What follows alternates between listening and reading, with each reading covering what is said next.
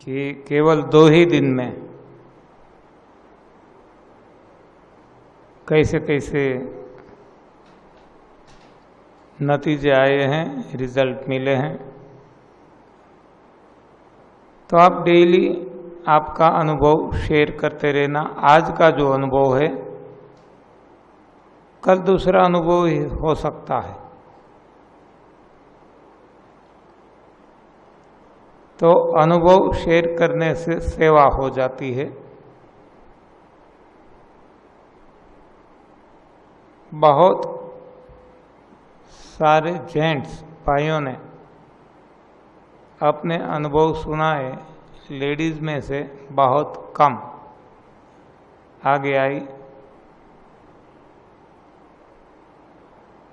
सभी को आगे आना जरूरी है। जिसको जो भी फायदा हुआ है बताएंगे तो औरों को इससे फायदा होगा सुनकर। और जो मैंने आपको बताया ये YouTube पे है, Facebook पे चली जाती है, तब पूरा विश्व इसे देखता है। और ऐसे ही ये फैलता है। आज 15 करोड़ से ज्यादा लोग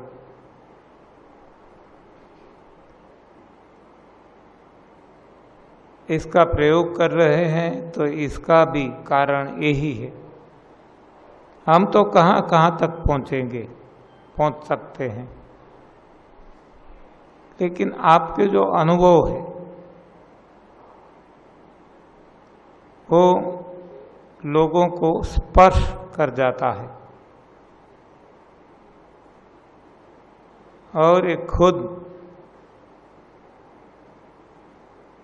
इस रास्ते पे चलने लगते हैं और उनको भी फायदा होने लगता है। तो ऐसे एक दीप से दीप जले जैसी बात है। तो जहाँ तक हो सके मैक्सिमम अपना अनुभव शेयर कीजिए।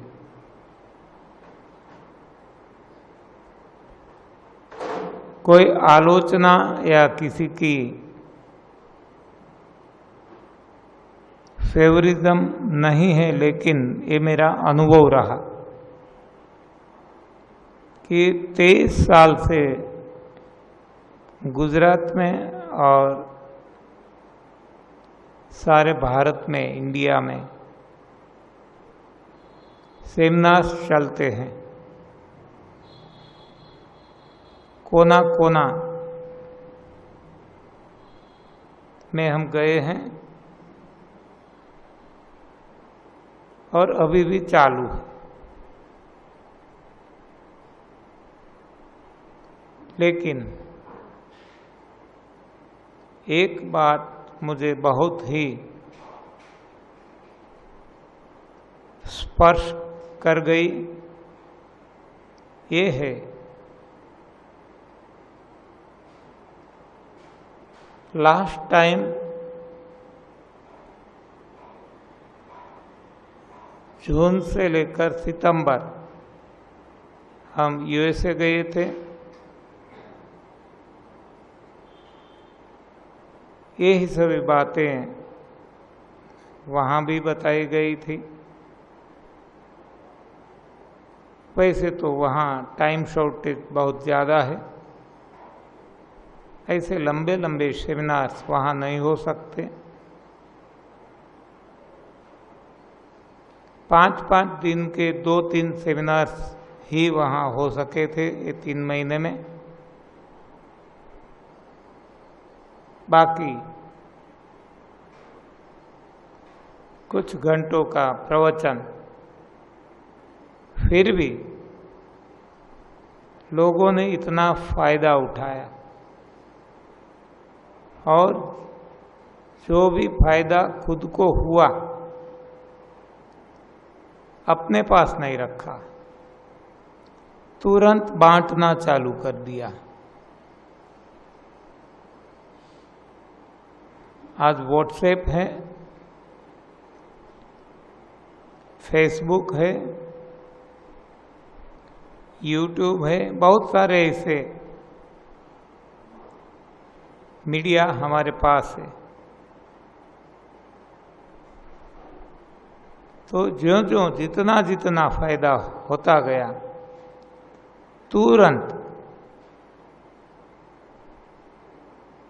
ये व्हाट्सएप पे रखते गए, यूट्यूब फेसबुक पे रखते गए, तो इतना तेजी से ये फैल गया। देखो केवल एक ही साल में इतना तेजी से फैला कि जो यहाँ 23 साल में नहीं फैला। ये दोनों में तफावत है, डिफरेंस है। कोई ऐसा कहता है कि यूएसए क्यों इतना आगे है, तो मुझे ये लगा कि वहाँ एक खासियत है। वहाँ हमारे ही है, वहाँ एनआरआई है, इंडियंस है, फिर भी जो वहाँ है, मैंने ये देखा कि जो भी मिला तुरंत बांटने लगते हैं, और हम जो है जो मिला रख लेते हैं। बांटने में बहुत ही कंजूस है, बांटना चाहते ही नहीं है। कारण कोई भी हो, क्षोभ हो, संकोच हो, कुछ भी हो सकता है, लेकिन बांटना बहुत ही जरूरी है। बांटना इसे सेवा कहते हैं। जो भी कुछ हमें मिला आगे दे दो।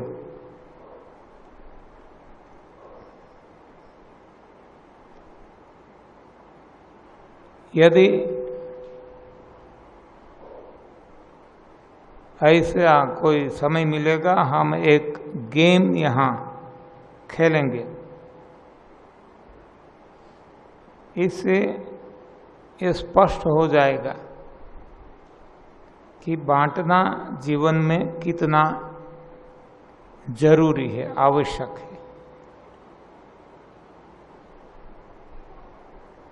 गेम एकदम सिंपल है।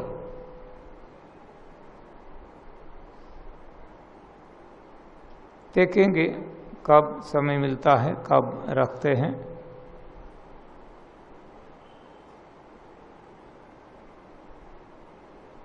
हम बटोरते हैं, बटोरने से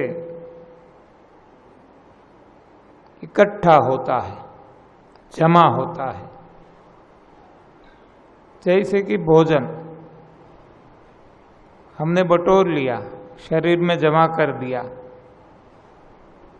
तो वजन बढ़ जाता है, मेदस्विता बढ़ जाती है,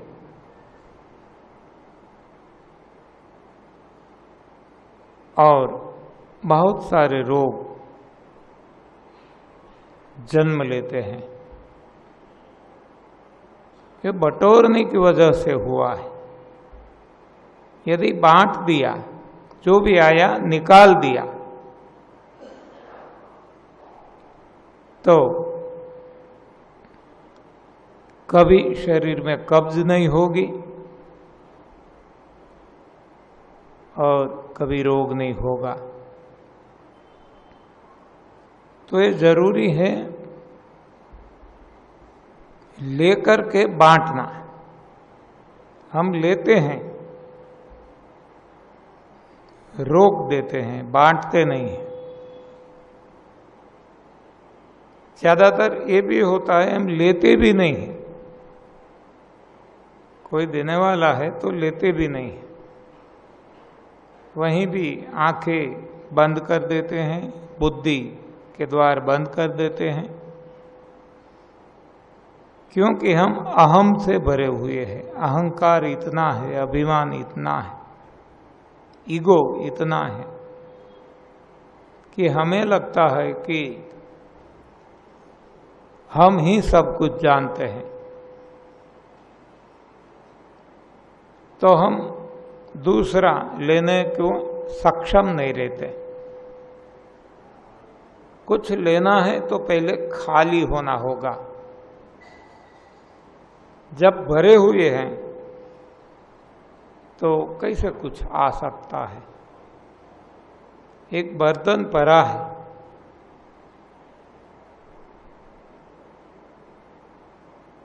तो इसमें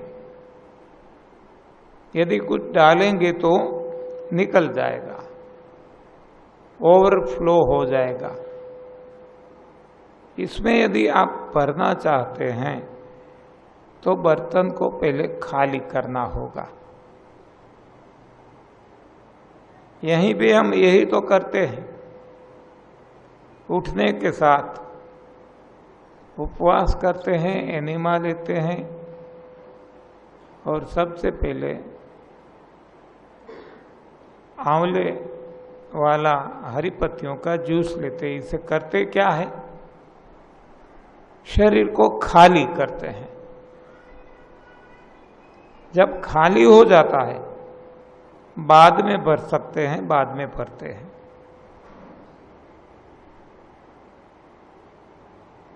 तो यही नियम यहीं भी लागू होता है।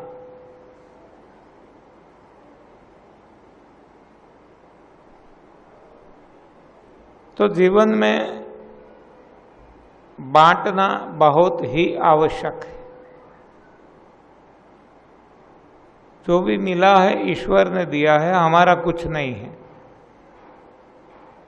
और ईश्वर को ही समर्पित कर देना है। जैसे प्रार्थना भी हम हर हमेशा करते हैं, ईश हमें देते हैं सब कुछ, हम भी तो कुछ देना सीखे। तो हम हमारा अनुभव तो कह सकते हैं ना, इसमें देना भी नहीं है। लेकिन अनुभव कहने में भी हम बहुत कंजूस रहते हैं। तो इसमें उदार बन जाओ। जो भी आपको अनुभव हुआ है पूरे विश्व में फैला दो। आज तो बहुत सारे साधन हैं हमारे पास, तो तुरंत फैला दो।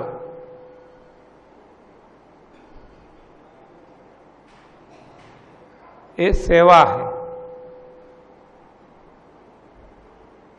सेवा से हम सुखी होंगे। आज हम देते तो हैं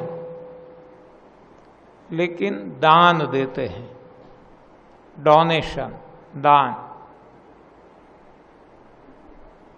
तो इससे भी हमारा अहम बढ़ता है, ईगो बढ़ता है, और इसी की वजह से जीवन में दुख आता है। देखो, देने से भी दुख आ सकता है, भाव प्रधानता है। कैसे भाव से आप देते हैं, ये भी इतना ही महत्वपूर्ण है।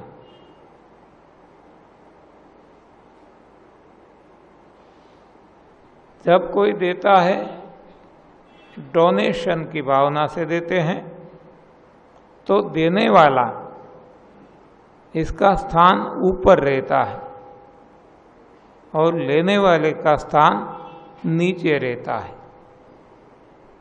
हम देखते हैं ना, देने वाले का हाथ ऊपर है, लेने वाले का नीचे है।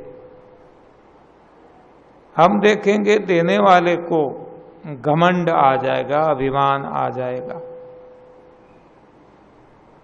गर्व आ जाएगा। तो जिसको भी गर्व आता है प्रभु को पसंद नहीं है। भगवान को पसंद नहीं है कि उसका भक्त गर्विष्ठ हो, मोहित हो। इसलिए भगवान इसके गर्व को खंडित करता है, तोड़ते हैं।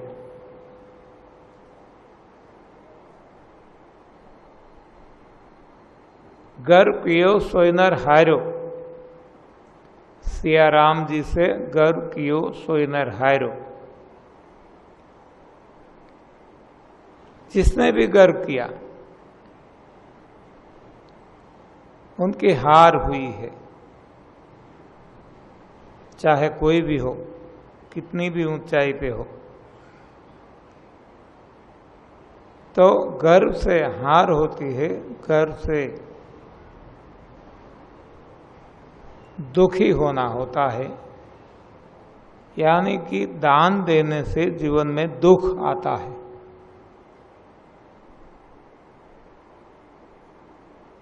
देना तो है ही, लेकिन क्रिया को यदि बदल दिया, हाँ क्रिया यही भाव बदल दिया,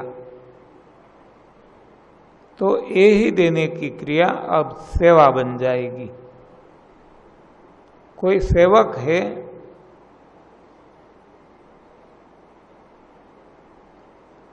अपने सेव्य को देता है, जैसे कि लड़का है, पुत्र है, पिताजी को देते हैं, माँ बाप को देते हैं। शिष्य है, गुरु को देता है। भक्त है, भगवान को देता है।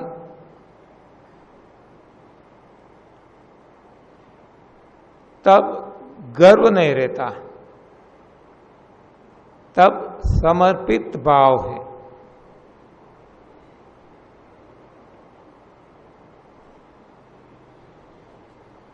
तब हम देखेंगे कि शिष्य को ऐसा लगेगा कि मैं धन्य हो गया, मेरी सेवा स्वीकार कर ली गई। भक्त को भी ऐसा लगेगा भगवान ने मेरी सेवा स्वीकार कर ली। पुत्र को भी ऐसा लगेगा कि माता पिता ने मेरी सेवा स्वीकार कर ली। तो इनको सुख होगा, और जिसने सेवा स्वीकार कर ली इनको भी सुख होगा कि हो मेरा भक्त कितना,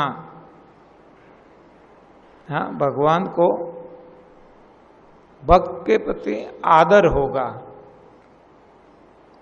वैसे गुरु को शिष्य के प्रति आदर होगा, माँ बाप को अपने पुत्र के प्रति आदर होगा।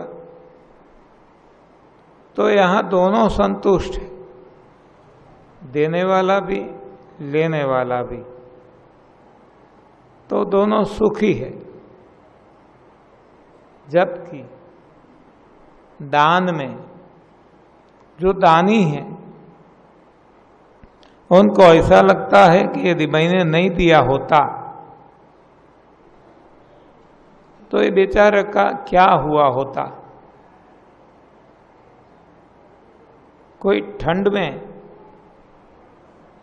निर्वस्त्र सो रहा है, कोई दानी कंबल दे देता है, तो इसको ऐसा लगता है कि मैंने यदि कंबल नहीं दिया होता तो इतनी ठंड में मर गया होता। तो इसको गर्व आता है, घमंड आता है, और इसके हिसाब से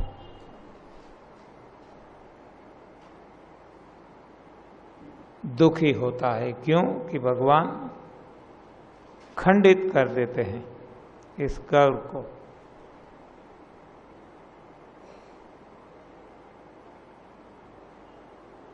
लेने वाला भी यहां दुखी रहता है, क्योंकि लेने वालों को ऐसा लगता है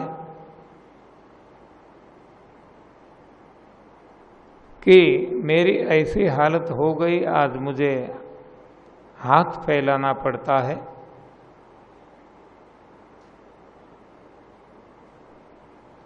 मैंने कैसे कितने ऐसे पाप किए होंगे कि आज मेरी ये दुर्दशा हो गई, मुझे हाथ फैलाना पड़ता है। हाथ फैलाना किसी को पसंद नहीं। तो यहां हम देखते हैं देने वाला भी दुखी और लेने वाला भी दुखी। क्रिया एक ही है देने की। तो जब भी हम देते हैं तो ये भी सेवा भाव से देना है। यदि दान के भाव से दिया तो जीवन में दुख ही दुख आएगा। दिया है फिर भी दुख आएगा, क्योंकि भाव भी रिफ्लेक्ट होता है। Action and reaction is equal and opposite in direction. जो भी हम एक्ट करते हैं वैसा ही रिएक्शन हमें मिलता है।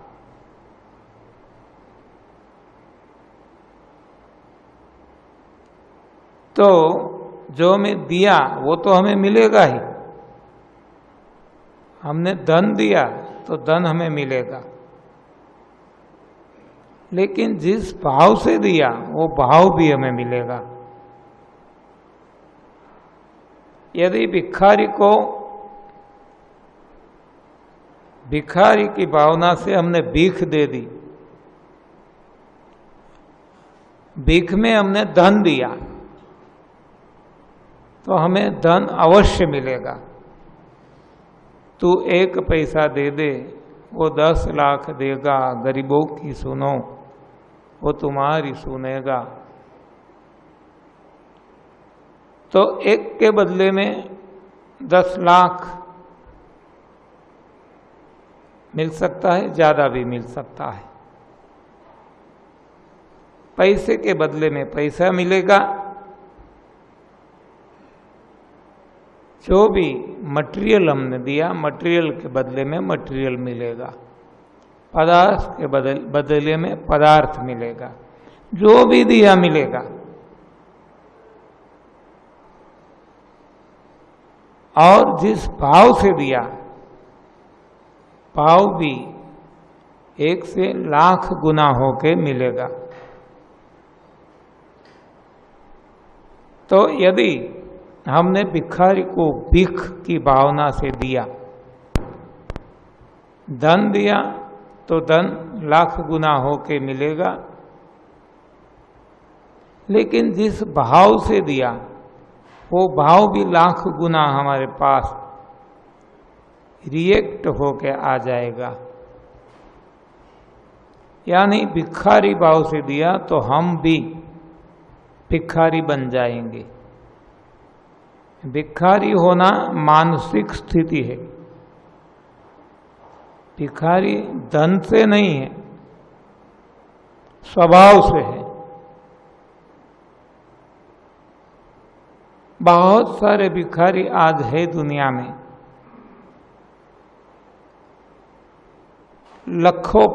लखपति है, शायद करोड़पति भी हो सकते हैं। इन्वेस्ट करते हैं, लोन पे देते हैं। बहुत सारे भिखारी भी ऐसे हैं आज। तो भिखारी स्वभाव है। एक बार ऐसा हुआ, एक भिखारी सम्राट के पास गया, राजा के पास गया।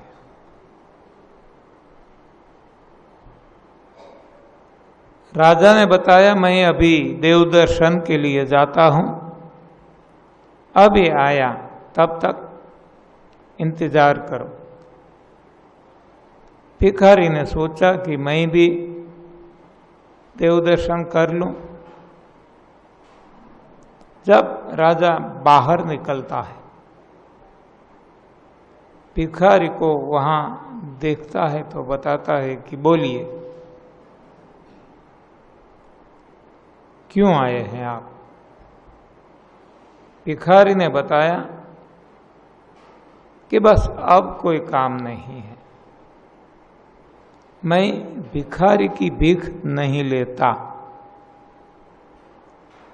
राजा को बड़ी अचरज लगी, आश्चर्य हुआ, ये कैसी बात करता है कि सही बात करता हूं। जैसे केवट कहता है भगवान राम को कि कोई नाविक दूसरी नाविक से उतरा ही नहीं लेता, यहां इस भिखारी ने बताया कि मैं भिखारी दूसरे भिखारी की भीख नहीं लेता। राजा ने बताया आप कहना क्या चाहते हैं? तो क्या मैं तो एक छोटा सा भिखारी हूं, मुझे यदि 25-50 रुपये मिल गए मुझे संतोष हो जाता, जबकि आपने भगवान से क्या क्या नहीं मांगा। हाँ, मेरा ये जो राज है इतना फैल जाए, धन धान्य इतने मिल जाए, कितना आपने मांगा? तो आप तो बड़े भिखारी हैं। तो ये भिखारी जो है स्वभाव है, तो ये स्वभाव भी हमें मिलेगा। किस भाव से दिया, ये भाव भी रिफ्लेक्ट होता है, रिएक्ट होता है। कुछ एग्जाम्पल्स देख लें, हमें पता चल जाएगा। द्रौपदी ने कपड़ा दिया तो कपड़ा मिला, कपड़े का एक छोटा सा टुकड़ा दिया, एक पट्टी केवल भगवान श्री कृष्ण को बांधी, तो इसके बदले में कितने कपड़े मिले? लाखों गुना से भी ज्यादा।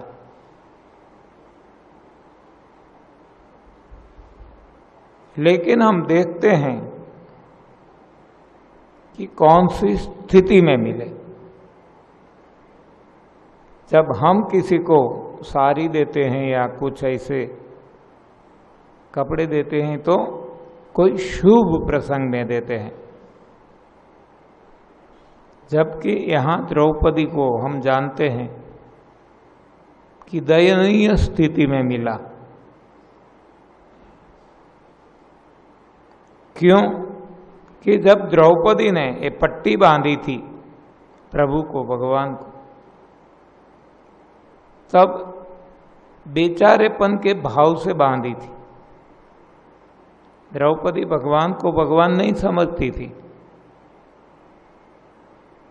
अरे खुद अर्जुन भी नहीं समझता था। जब अर्जुन दिव्य दृष्टि से भगवान का दिव्य स्वरूप देखता है, तब ये विनम्र होके बताता है कि मैंने तो कितनी आपसे गलती कर ली, मैंने आपको सामान्य आदमी समझा और ऐसे व्यवहार मैंने आपसे किए। तो अर्जुन भी भगवान को नहीं पहचान सका था, भगवान को भगवान नहीं मानता था, तो और कोई भी नहीं मानते थे, द्रौपदी भी नहीं मानती थी।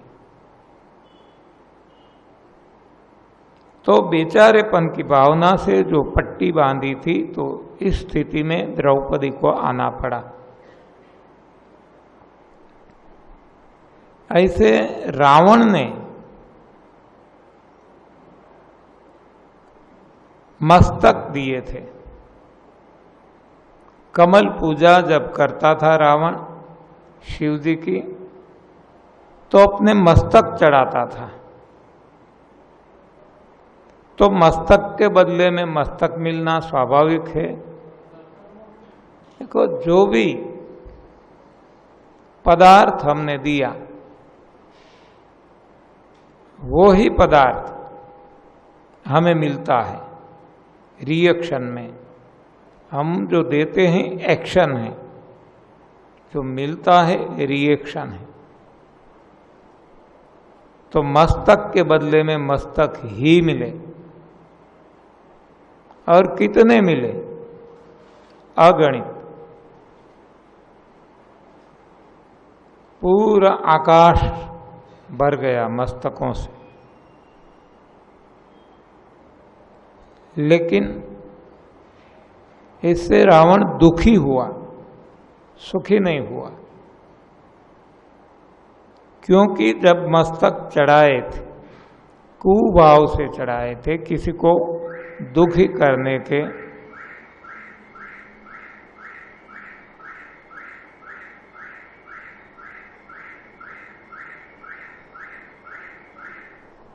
किसी को दुखी करने के भाव से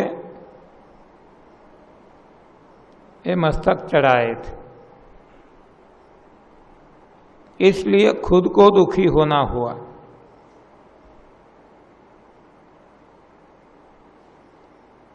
कितने भी सारे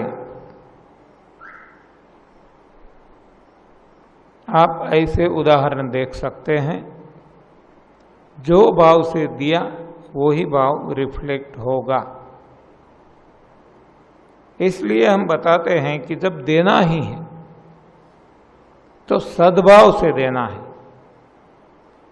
कुभाव से देंगे तो कुभाव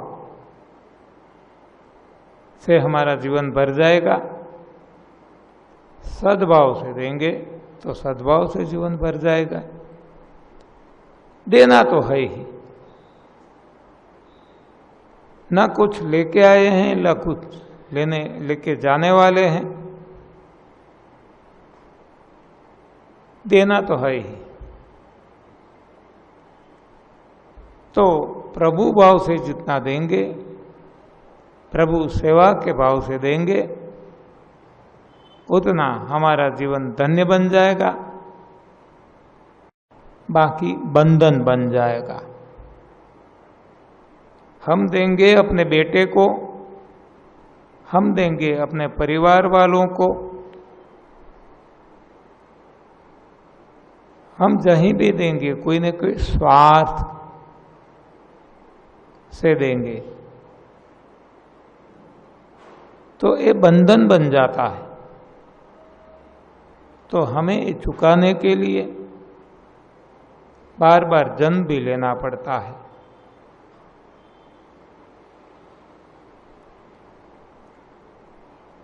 सत्कार्य जो हम करते हैं, हम ऐसा मानते हैं कि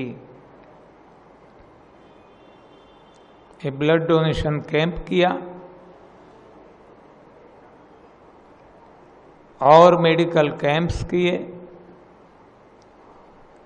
किसी को भूखे को अन्न दिया, प्यासे को पानी पिलाया, ऐसे बहुत सारे सत्कार्य के काम हम करते हैं। तब हम मानते हैं कि इससे हम सुखी हो जाएंगे। नहीं, इससे भी दुखी होंगे। भाव कैसा है? भाव प्रधानता है। आपने जो दिया आपको मिलेगा, लेकिन जिस भाव से दिया ये भाव भी रिफ्लेक्ट होगा। हम देखते हैं व्यवहार में, मेरे पास बहुत सारे लोग आते हैं और इंट्रोडक्शन करते हैं कि बहुत सेवाभावी है, गौशाला ये वो, सारा जीवन सेवा में समर्पित कर दिया है, और फिर भी टीबी है, कैंसर है, शरीर से बहुत रोगिष्ठ है, दुखी है। वैसे लड़की भाग गई है, वैसे ये जो रिश्तेदार मिले हैं, ये ऐसे मिले हैं जो कोई ना कोई तरह से परेशान कर रहे हैं। कोर्ट केस हो गया है, ये हो गया है, वो हो गया है, यानी कि शरीर से दुखी है, अपने परिवार से दुखी है, कुटुंब से दुखी है, ये संसार से दुखी है। तो ऐसा क्यों? तो इसके पीछे भी यही कारण बनता है कि हम जो देते हैं भाव गलत है। तो सद्भाव से सत्प्रवृत्ति करना है।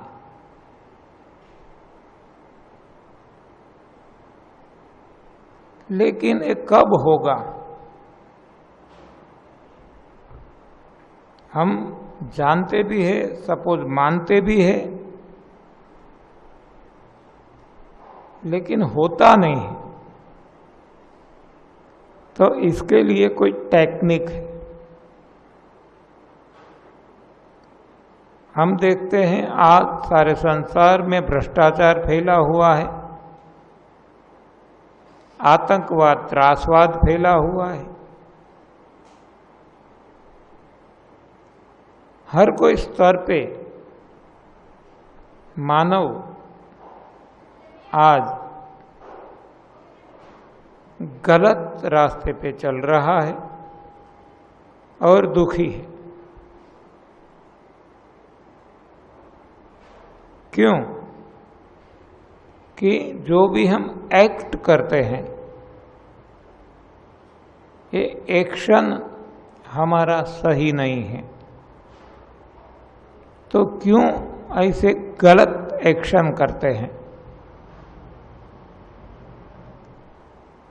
क्योंकि एक्शन जो है विचारों का परिणाम है,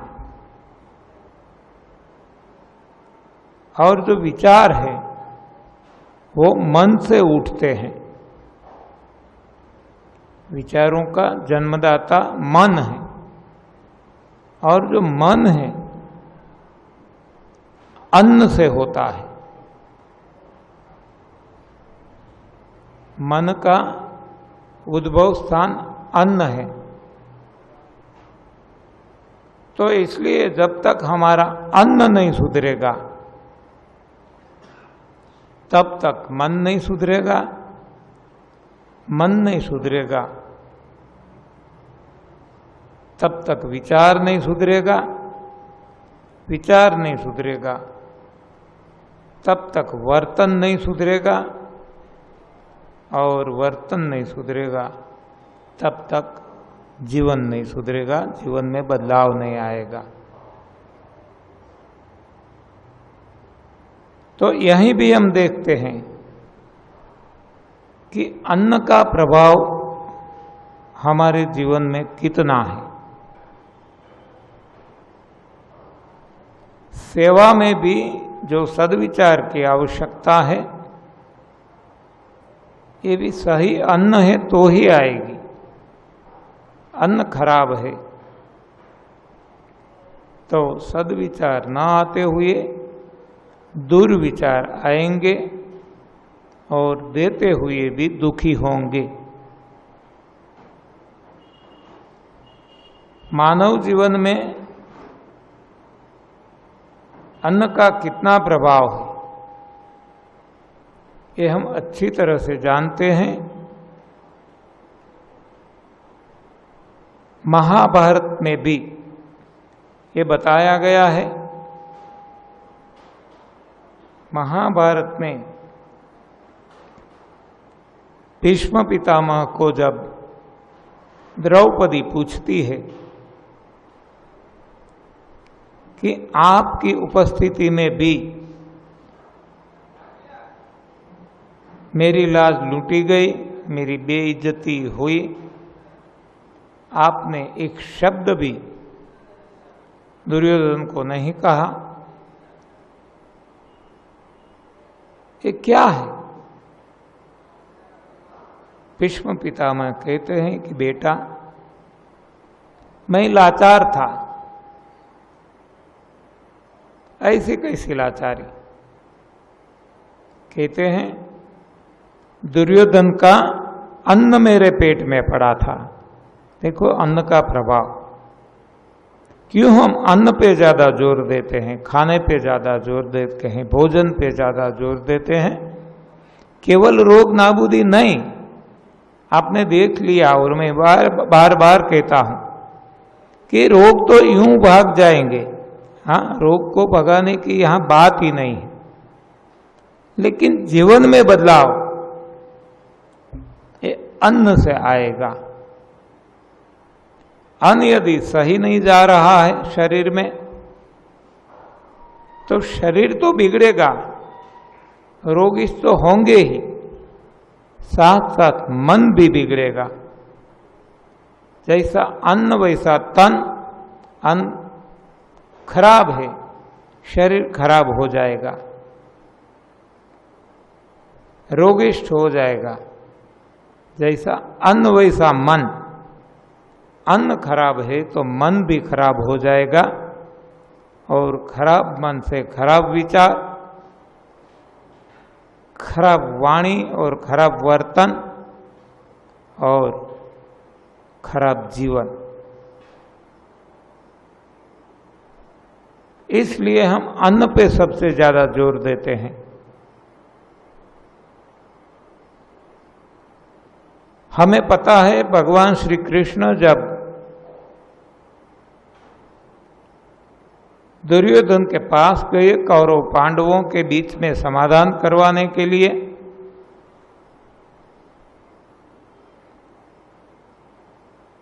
और जब दुर्योधन निमंत्रित करते हैं भगवान को भोजन लेने के लिए, भगवान दुर्योधन के यहाँ भोजन लेना पसंद नहीं करते और विदुर जी के यहाँ भोजन लेते हैं। क्यों? भगवान अच्छी तरह से जानते हैं कि दुर्योधन का जो भोजन है इससे दुर्विचार पैदा होते हैं।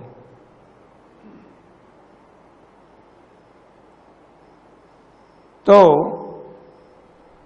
ऐसा भोजन जो सद्विचार देने वाला है वो विदुर जी खाते हैं। हम देखते हैं विदुर जी और दुर्योधन दोनों को हम पहचानते हैं। तो विदुर जी के यहाँ जाके भगवान ने खाया, और क्या खाया हमें पता है, हरी पत्तियां, भाजी। तो ये सही भोजन है।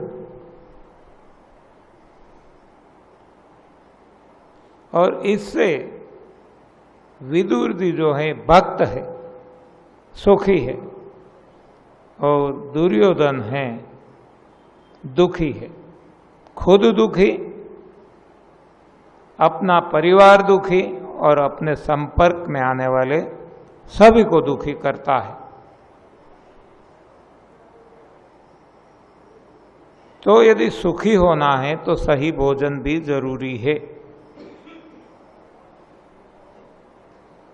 भगवान श्री कृष्ण ने गीता जी में भी बताया है, पत्रम पुष्पम फलम तोयम यो में भक्त्या प्रयच्छति।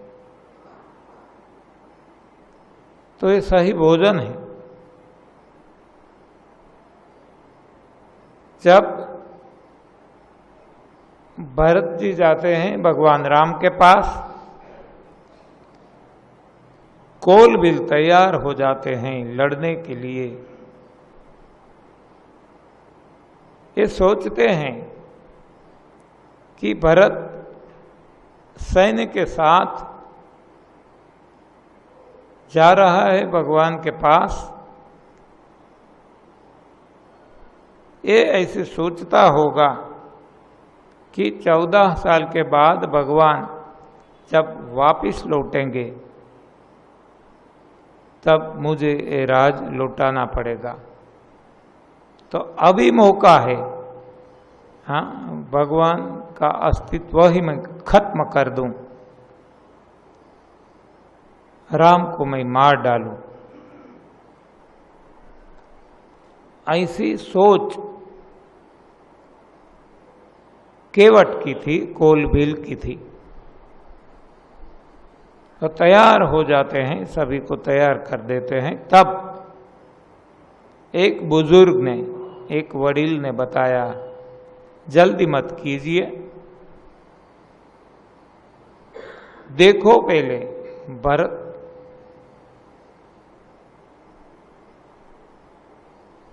कौन से भाव से जा रहा है। यदि युद्ध के भाव से जाता है तो आप चौकस सामना कीजिए, और यदि अच्छे भाव से जा रहा है तो साथ दीजिए। कैसे पता चलेगा? तो देखो, एक कोलभीलों को भी पता है। वो बताते हैं कि आप 2 डिशें लेके जाइए, 2 थाल डिश तैयार कीजिए। एक में मांसाहार रख लीजिए, एक में शाकाहार रख लीजिए, कंदमूल, फल आदि। देखिए भरत की पसंद क्या है। भरत ने यदि मांसाहार पसंद किया, आप संघर्ष खेल लेना, लड़ाई लड़ लेना।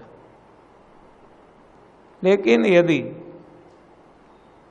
शाकाहार पसंद करता है तो इनको सहायता करना, क्योंकि सद्भाव से जा रहा है। देखो, इस वक्त में भी कोलभील जैसे जो नीच जाति के बताए जाते हैं, ये भी भोजन का प्रभाव अच्छी तरह से जानते थे। और आज हम पढ़े लिखे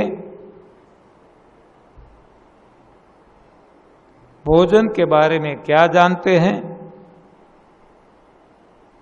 ये अच्छी तरह से हमें पता है। जब किसी डॉक्टर को पूछते हैं कि क्या खाना खाया जाए, तो वो बताएंगे जो भी खाना है खाइए। हाँ, तो ये हम क्या जानते हैं, कितना जानते हैं, ये यहाँ से पता चलता है। जो पढ़ा लिखा है, जो क्रीमी लेयर में है समाज में, ये भी जब कहता है कि जो मन चाहे खा लो, कितनी हद तक हम गिर गए हैं। भोजन के बारे में हम सोचते भी नहीं हैं, जो भी आया खा लिया।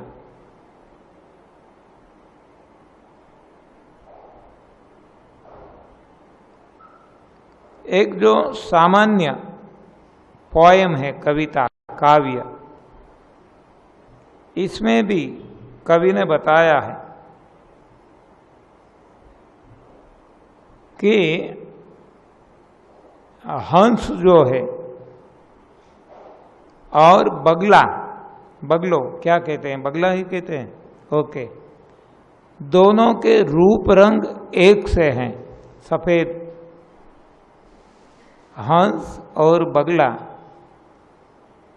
दोनों रंग रूप से एक ही है, लेकिन उनकी पहचान क्या है? तो बताते हैं कि उनका आहार उनकी पहचान है। तो आहार का कितना महत्व है, ये सभी जगह बताया गया है। फिर भी आज हम आहार के बारे में एकदम अनजान या तो अज्ञान है। आहार पे जोर ही नहीं देते, आहार से जीवन बनता है ये भी नहीं देखते। हिपोक्रेट, फादर ऑफ मेडिसिन, इसने भी आहार पे जोर दिया। ये बताते हैं कि लेट दाई फूड बी दाई मेडिसिन। सभी जगह फूड पे, भोजन पे जोर दिया गया है। किसने वहां तक बता दिया है कि you are what you eat. आप वो है जो आप खा रहे हैं। खाने से ही आप बनते हैं। जैसा खाने खाते हैं वैसा शरीर बनता है, वैसे इंद्रियां, मन, बुद्धि और चित्त बनता है। इसलिए कहा गया है you are what you it.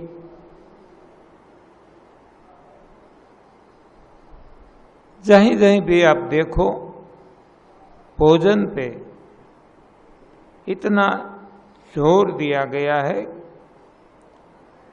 लेकिन आजकल हमने भोजन को भी मौज शौक का साधन बना दिया। होटल में जाना, जो भी मन चाहे खाना,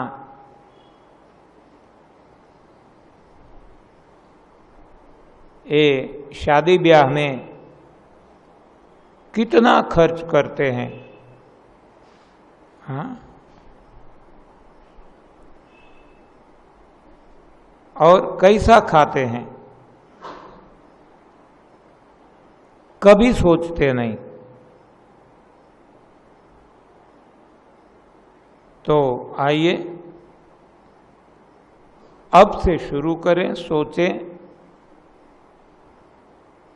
और विरासत में यदि कुछ देना है हमारे नेक्स्ट जनरेशन को, आने वाली पीढ़ी को,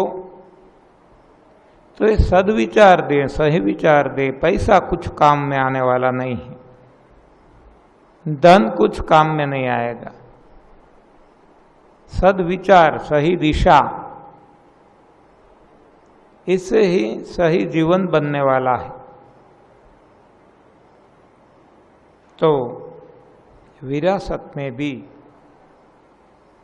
यही दिया जाए।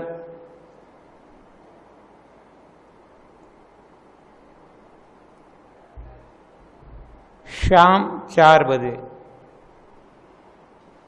फिर से हम यहाँ मिलेंगे।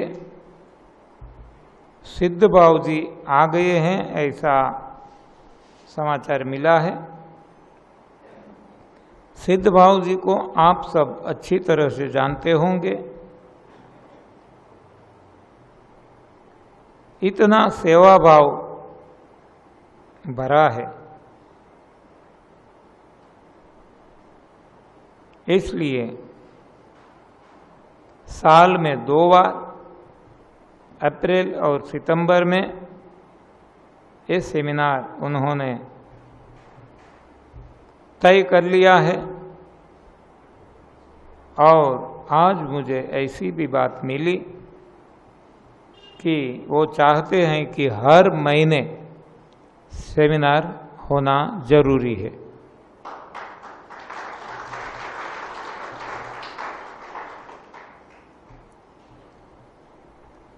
कितनी ऊंची भावना है।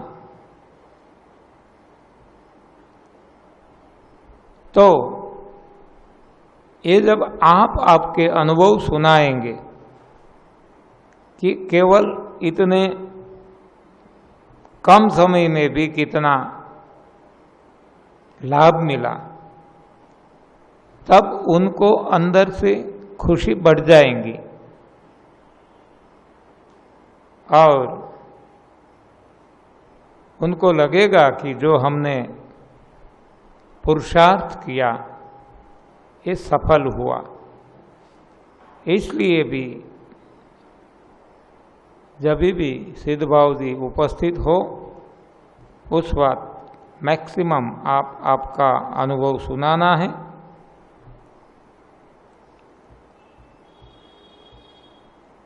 हर महीने सेमिनार तो ठीक है, मैं तो कहता हूँ हर दिन होना चाहिए। एक कंटिन्यूस प्रोसेस होना चाहिए, जो सही बात है, अच्छी बात है। तो ऐसा एक प्रयास अहमदाबाद में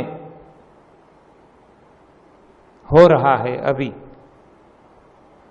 साबरमती नदी के किनारे एरोड्राम के नजदीक में श्री राम फाउंडेशन ने एक ऐसा संकुल बनाने का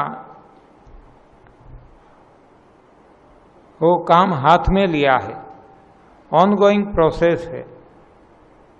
तो वहाँ के लोग हर दिन जब भी चाहे आ सकते हैं। वहाँ 24 आवर्स डेली ऐसी सेमिनार चलती ही रहेगी, चाहे ऑडियो वीडियो कैसेट हो, चाहे कोई। तो एक ऐसा प्रयास भी वहाँ चल रहा है।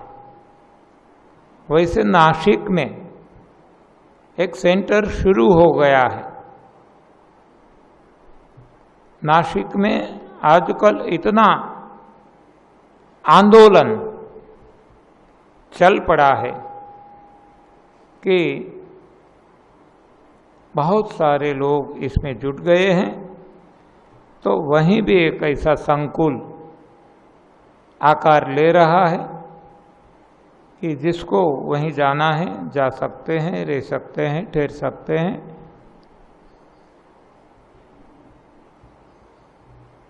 तो ये जो है कंटिन्यूस प्रोसेस है, सभी जगह सभी को खुद जितना कर सके उतना करना है। हर कोई आदमी कर सकता है। ऐसा नहीं है कि हमारे पास कोई कमी है। बुद्ध भगवान के पास एक बार एक व्यक्ति गया, दुखी था, कुछ लेने के लिए गया था। भगवान बुद्ध ने बताया कि सेवा में लग जाओ। तो इसने बताया मेरे पास तो कुछ है नहीं, मैं क्या दे सकता हूं। भगवान ने बुद्ध ने बताया कि आप सम्राट के संतान हैं, क्यों सोचते हो आपके पास कुछ नहीं है। आपके पास सब कुछ है। कम से कम किसी को रास्ता दिखा दो, कम से कम किसी को आश्वासन दे दो। क्या नहीं है आपके पास, देना शुरू कर दो बस। तो आपको भी जो मिला है बांटना शुरू कर दो। अरे कम से कम आपका अनुभव तो कह सकते हैं, क्यों नहीं आगे आते। जो भी अनुभव है, जैसा भी है, जितना भी है, क्यों नहीं बताते। ये भी तो एक सेवा है। शुरू कर दो बस। आज इतना आंदोलन चल रहा है पूरे विश्व में कि हर कोई देने में लगे हैं। हमारे साथ जो आई है धरती बहन, शुरुआत में इंट्रोड्यूस किया था नृत्य के माध्यम से, ये भी देने लगी है। अपने घर पे सेमिनार डेली चलाती है। हाँ, वंस ए वीक तो है ही, वंस ए वीक सभी को हर मंडे या ट्यूसडे ओ मंडे नहीं, ट्यूसडे या वेंसडे वो सभी को अपने घर पे निमंत्रित करती है, जिसको भी आना है आते हैं, और ऐसी ही सेमिनार लेती है। बाकी हर हमें जो फोन से संपर्क करते हैं उनको भी समझाती है। वैसे बहुत सारे लोग आज जुट गए हैं। महेंद्र भाई कोराट है सूरत में, कालू भाई सावलिया, पूरा परिवार है। ये जो मैंने आपको बताया, चंद्रकांत भाई जानी, ये श्री राम फाउंडेशन, हाँ बहुत सारे लोग, कितने का मैं नाम आपको बताऊंगा आपके लिए जो अनजान है। लेकिन मैं कहता हूं कि जहीं हम जाते हैं, अमेरिका यूएसए गए से तो वहीं भी भरत भाई रामाणी और मुकेश भाई पटेल, धर्मेंद्र भाई पटेल, बहुत सारे लोग वहीं भी लग गए हैं और वहाँ ये भी सेमिनार कंडक्ट करने लगे हैं। तो आप भी जुट जाओ, आप भी निस्वार्थ सेवा करना शुरू कर दो। यहीं भी आपने देखा है कि जो रमेश जी है, रमेश चंद्र भार्गव, ये भी ऐसी सेवा में लगे हुए हैं। उन्होंने भी सेमिनार किए हैं, इनकी सेवा भी आप ले सकते हैं। खुद कंडक्ट कर सकते हैं तो कीजिए, नहीं कर सकते हैं तो जो कर सकते हैं इनकी सेवा लीजिए, लेकिन लग जाओ बस।